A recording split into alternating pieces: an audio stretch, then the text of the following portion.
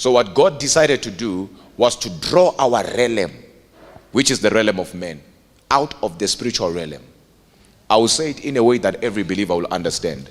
That's why the Bible says Christ had been crucified before the foundation of this world. But where was Christ crucified if he was already crucified before the foundation of this world? Meaning there is another world where Christ was already crucified. But he had to be born in this world to fulfill what had already happened in another world. So if I was to talk to people here who are matured, I would say Christ was already crucified in the spiritual world. So our world here, our realm here, is a baby and has a mother.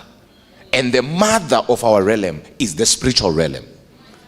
And for me to really understand our realm, I then need to understand the mother of our realm.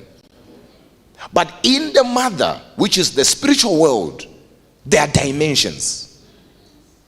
I will say it in a way that everybody will understand one more time. When you go to science, you realize that you have things like molecules. And if you were to be given a molecule and you break down a molecule, we know that H2O is a molecule, right? A combination of atoms, right? So if you were to break a molecule, you'll be left with atoms. Example, if you were to break H2O, you'll be left with hydrogen and oxygen.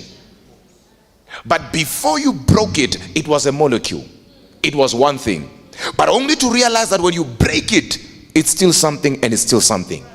And if you go on those atoms now and you break them, you'll be left with neutrons and electrons. So the more you keep breaking, you end up with something. But if you did not break it, you will have thought this is just H2O. But inside H2O, there is oxygen standing here and there is hydrogen standing here. Inside hydrogen and oxygen, there are atoms, there are particles that are standing right there. I'll give another example. And if you don't understand this one, you need help.